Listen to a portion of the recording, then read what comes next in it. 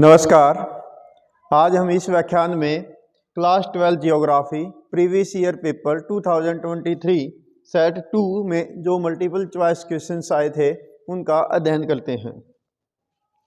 सबसे पहला क्वेश्चन कहता है human geography is the study of the changing relationship between the unrest man and the unstable earth. मानव भूगोल अस्थिर पृथ्वी और क्रियाशील मानव के बीच परिवर्तनशील संबंधों का अध्ययन है। यह परिभाषा किसने दी? ऑप्शन आपके सामने है Ellen C Semple, Ratzel, George B Cressey, Paul Vidal de Lablache. Right answer is कुमारी Ellen Churchill, C sample.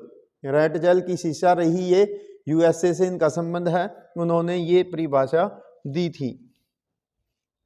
Next question है सब फील्ड ऑफ पॉलिटिकल ज्योग्राफी, राजनीतिक भूगोल का उप क्षेत्र कौन सा है? Behaviour geography, geography of resource, geography of tourism, military geography. Political राजनीतिक, ठीक है, तो वो है मिलिट्री ज्योग्राफी।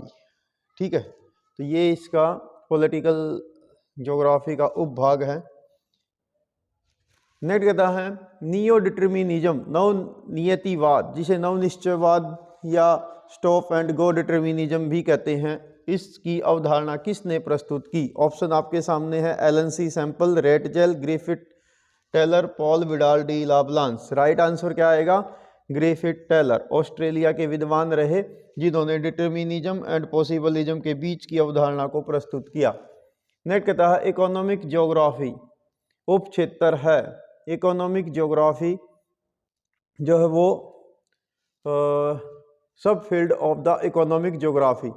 ऑप्शन है election geography, historical geography, geography of resource, medical geography. Right answer is geography of resource. ठीक है, ऑप्शन सी आएगा इसका आंसर। नेक्स्ट क्वेश्चन देखते हैं।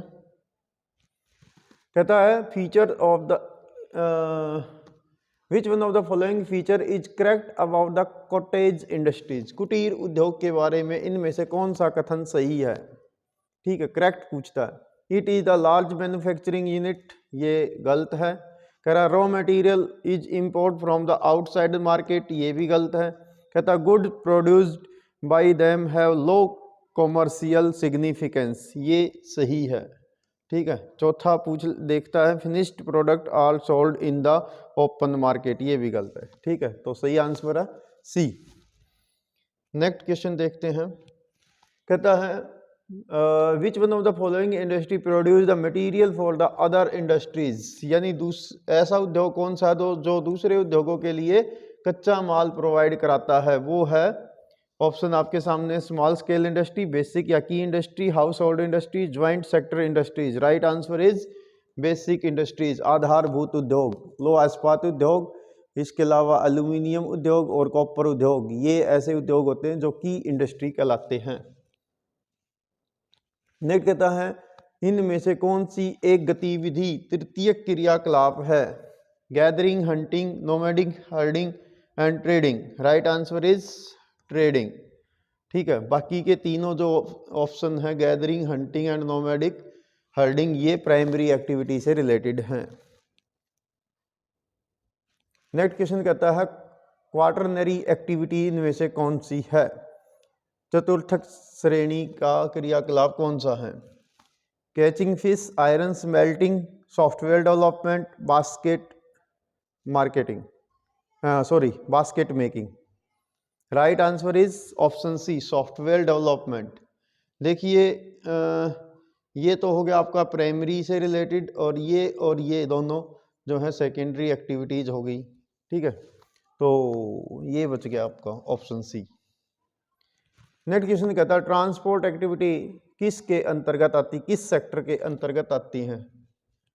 प्राथमिक, द्वितीयक, तृतीयक, चतुर्थक। राइट आंसर इज तृतीयक, सर्विस सेक्टर में आ जाती है ट्रांसपोर्टेशन।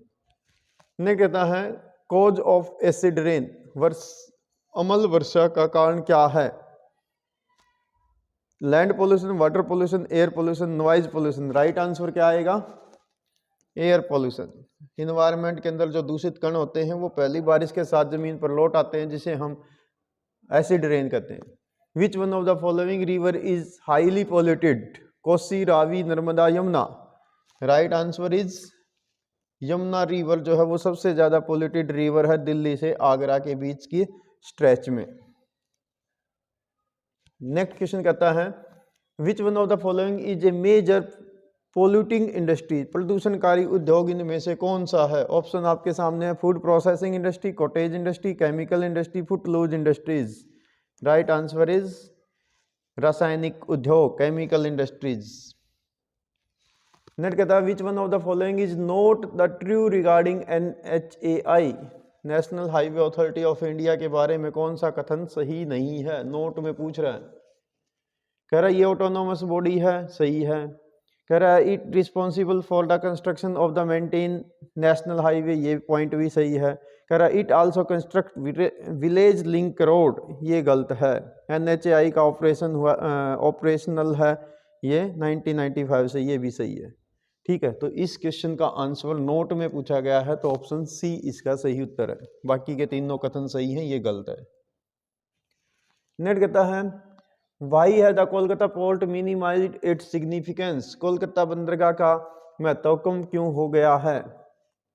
कह रहा है इसके विशाल हिंटरलैंड यानी पृष्ठ प्रदेश के बड़े होने के कारण, accumulation of the silt in the Hooghly river, Hooghly नदी में गाद के जमाव के कारण, diversion of the export to the other ports, और चौथा कहता है passenger traffic is very low. Right answer is option C. जो पाराद्वीप बंदरगाह, हल्दिया बंदरगाह और विशाखापट्टनम बंदरगाह पर जो इसका एक्सपोर्ट था वो डाइवर्ट हो गया। बाकी के तीनों पॉइंट इसके बिल्कुल सही हैं। ठीक है, तो ऑप्शन सी जो है ये इस प्रश्न का उत्तर हो गया। नेक्स्ट कहता है India's foreign trade is largely carried out by which of the following, Bharat का जो विदेशी व्यापार है वो किस माध्यम से होता है? Land and air, land and sea, air and sea, only sea route. Right answer is air and C.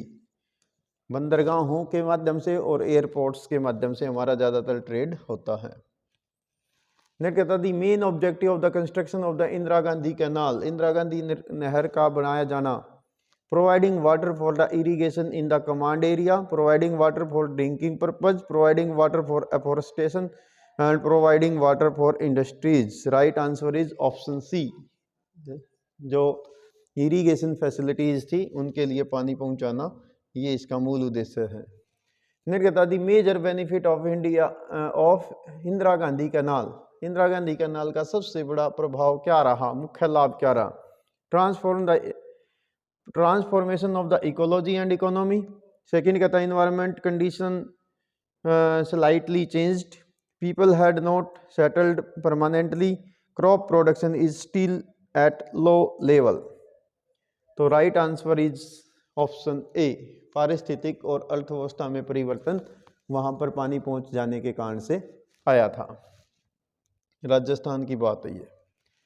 Next कहता है what is the negative impact of the Indira Gandhi canal, Indira Gandhi canal जो पंजाब के हरी के बराज से सतलुज और ब्यास नदियों के संगम से शुरू होती है और राजस्थान में बहती है, उसका नकारात्मक नेगेटिव इंपैक्ट क्या है? Soil become fertile, water logging and salinity, multiple cropping system, command area become green. Side effect हुआ था वाटर लॉगिंग, लगातार पानी चलता रहता है तो नहर के किनारे रिश्ते रहते हैं और पानी आसपास के एरिया में भर जाता है, और जब पानी जहाँ खेतों में पहुँचता है तो सॉइल सैलिनिटी बढ़ती है, जो नीचे की जमीन की गहरी वाली परतों में साल्ट होता है वो नमी के साथ ऊपर आ जाता है। तो ये थे आपके कुछ इम्पोर्टेंट क्वेश्चंस। मैं आपको मिलता हूँ नेक्स्ट कुछ से अदर टॉपिक्स के साथ। तो यदि आपका कोई क्वेश्चन है तो आप क्लास में पूछिए या आप मुझसे ऑनलाइन माध्यम से भी पूछ सकते हैं। Thank you, have a nice day.